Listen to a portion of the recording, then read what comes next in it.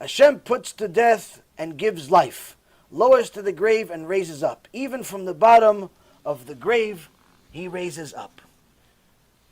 These are three different examples that the Bet Levi says. Now, if, let's say, for example, you have a situation, you have a very difficult circumstance. You now heard my shiur, let's say, about the cash advance business. Baruch Hashem, it's getting good traction. We had very, very good news a couple of hours ago. YouTube sent us a message. They're saying that my video has to be censored from now on. So anyone that wants to watch that particular video has to press confirm. I'm allowing myself to watch this censored video. Why? Why is this video being censored? What is it, nudity? Would you guys see me with no shirt on? What happened? Why is it being censored like it's I'm showing dead bodies? Why? Because the Satan doesn't like it. Satan doesn't like when you tell people the truth. Especially when those same people were already on this train to Gehinnom. Any single person that's in the business right now and ignores what I said has no chance in the world to come. Zero chance. Doesn't matter if they give every single penny tzedakah. And mitzvah ba be'avera. You can't make a mitzvah in a way of sin. It's impossible. So now, the people that watched it, a few people send me questions. You have this, you have that, question, all types of nice questions. No problem. But then some people say, hey, this guy's ruining my business. This guy's ruining my business. How do I take this thing down? How do I make sure that nobody else sees this video? Why? All of his employees are yeshiva kids. All of his employees are Jewish kids. If they see this video, they're all going to quit tomorrow. Why? They have yirat shamayim. They just simply don't know the truth. They don't know the truth. Most people that are involved in this business don't know half the truth of what happens behind the scenes. Why? Because most of the guys that are in it are brokers. Now, anyone that's in the business long enough is going to find out why you have to be evil to stay in it. We're not going to delve into it, but I'm going to tell you why. Now, if you're in it for 6 months, a year, you don't really know anything yet. Well, all you know is you call Mr. Jones. Mr. Jones says, yes, I'll borrow 10,000, 100,000, 500,000, whatever it is. You're happy-go-lucky. You're going to give the guy the money. That's all you see. You got the commission check. The commission's very high. You're as happy as can be. Yay to you. You go spend the money before you even got it. Chazaku baruch. Next day, you come back to work. Hey, I'm the guy that got the $500,000 deal. Oh, yeah, you got a new chair. You got a new chair. Yesterday, you didn't have a chair. Now you have a new chair. Because you got to close the guy, so you got to get a chair today. Okay, so this day you have a chair. You close the guy for $1 million. Ah, $1 million. Chazaku baruch. Oh, you get 2 chairs now. You get an assistant. You get this. You start feeling good about yourself. You get all these clients. You start calling people. Yeah, I got to call my client back. Yeah, I got a meeting with them. You start feeling important because you're 18 years old, 19, 20 years old. You feel like you have clients. You feel like you have clients. You feel like you're Mr. Important. You're giving people money. Like it's your money. Like as if it's your money. What's the problem? The problem is that you don't understand what's actually happening. These people just signed their own death sentence. Why? Any one of you that's old enough to have credit knows that once you actually have a credit card with 25% interest, it is almost impossible for you to ever pay it back unless you pay large sums, large one-time sums. Why? Because even with 25% interest, it eats so much, it creates so much added capital that you owe that it makes it very, very difficult to sustain.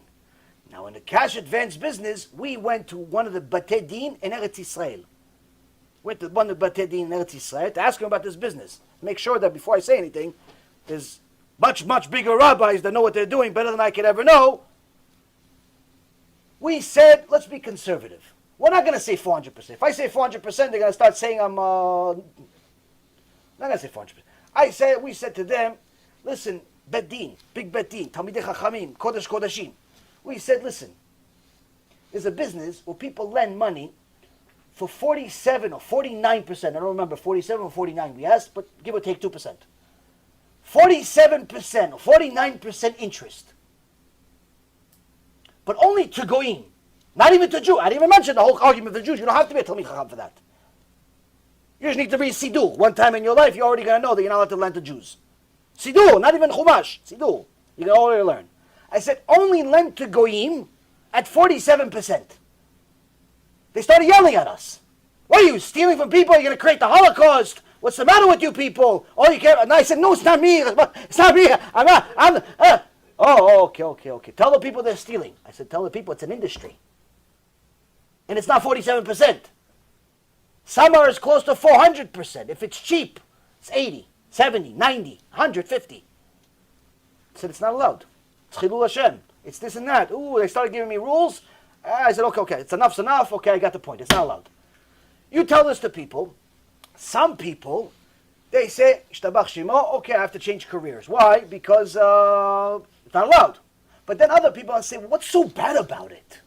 What's so bad about it? So I'm going to tell you. I'm going to tell you what's so bad about it. As a broker. Okay. Worst part of my career. I had a very good career, 16 years. On Wall Street, made a lot of people a lot of money for a long time. Worst part of my career is when I started losing people money. Not on purpose. Accident. Investment didn't work out. Calling people and telling them, hi, Mr. Jones, you know the deal that we had? You see it in the market, we bought it this, it's lower. Worst possible thing in the world you can do. Why? You feel responsible that you took the money, even though you didn't. You lost money also. I was my own biggest investor. I lost more money than any of my investors. But I still felt horrible to tell people I lost money. Why? You gave trust to me to make the right decision. I made the right decision, but the right decision was still wrong. It was not sufficient. We lost money. We lost a lot of money. I felt horrible about it. This is much worse. Why? Because what you're going to see, if you're a broker for long enough in the cash advance business, 6 months after people borrow the money, 8 months after they borrow the money, a year after they borrow the money, a lot of them are going to start calling you. Hey, Steve? Yeah, my name's not really Steve. It's really Yaakov, but I go by Steve because it's more American. Okay, Yaakov, listen. Listen, buddy. I appreciate you lending me the money about a year ago. You remember that? Yeah, I remember you. I remember you, John. Yes, I remember. Okay, well, listen, business didn't work out so well, and I need more time. But apparently this bank you tied me up with, like as if it's your father's bank, like you were responsible, you work for the company.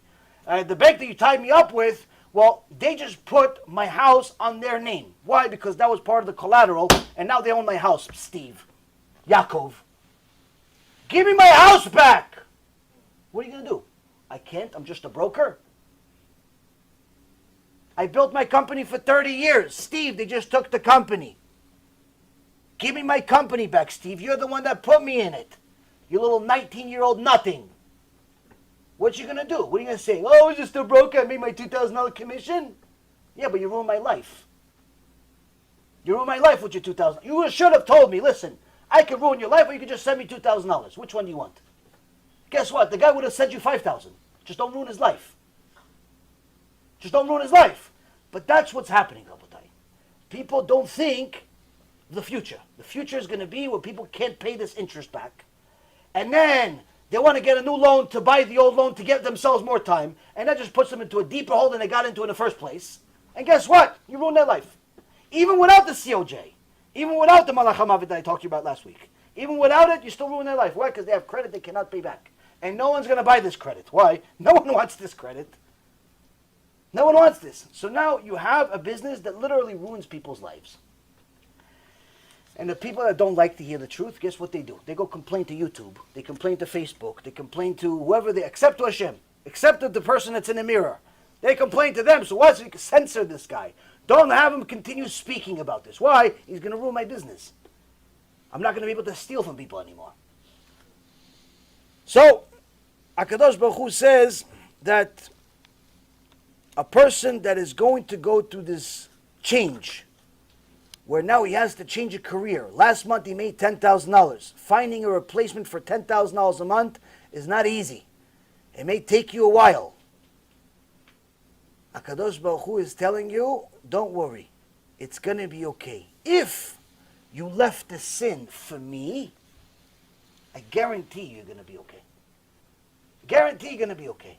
Even though it doesn't look like it, even though you're only 20, 25, 30 years old with zero skills, and it doesn't look like you could replace a $10,000, $20,000 a month income, I promise you, you're going to be okay. You have to have bitachon in Hashem. It's very, very difficult, Rabotai. Very difficult to overcome the test of money. I remember when I was a kid, The industry that was happening at the time was electronics. A lot of Jewish people were in electronics at the time. And the way to make money in that time, to be a criminal at the same time, was to sell brand new goods as refurbished goods as brand new. So stuff that broke, people return it to the store, goes back to the manufacturer, they rehash it, fix it, they send it back, they sell it, resell it again to stores as a refurbished product. But unfortunately, some criminals, what they would do is they would remove the stickers that it's actually a refurbished product. They'd get some other thief to give them brand new boxes and make it seem as if this is brand new goods. They would sell old or used goods, in essence, secondhand goods, as brand new. Now, the customer, for the most part, it didn't really matter to them because the product was fine. The product was working. But it's still gnevat dat. You're still stealing, according to the Torah. Why? You're selling them something that's not new as new. It's not new. You're selling it as new. The price is significantly different. You talk about 30, 50, 60% difference. This still goes on to this day, by the way. The problem is when a person does not have fear of Hashem, he's always going to go to different things that are always going to be sins, always going to be against Hashem. And the reason why is because he feels like he has to help Hashem give him money. He wants to make more money than anybody else. So he needs to help Hashem because if he goes to a regular job, go to work, I don't know, for UPS or something, and UPS is going to pay him in the beginning, they're going to pay him, I don't know, $60,000 a year. He's like, yeah, $60,000 a year is good for me 5 years ago, but I already got used to 120. I already got used to 150. I already got used to $200,000. So I'm going to have to help him. So I'm going to work for UPS, but I'm also going to steal a few packages on the side. I'm going to help Hashem. Why? Because Hashem didn't help me enough, and he wants me to send my kids to yeshiva. So I'm going to send my kids to yeshiva. I'll steal an iPod once a week. Every shipment that comes from Apple, I'll steal one. And it's lost. UPS has so many shipments they won't even notice. Or like somebody that I know, this good friend of mine from actually works for UPS.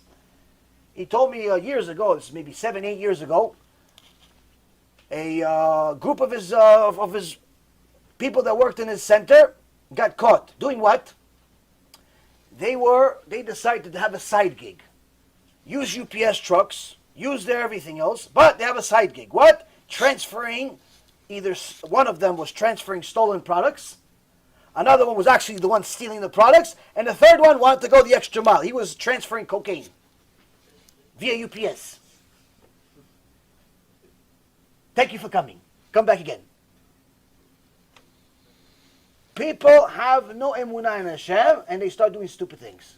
Why? They think they need to help Hashem to give them parnasah.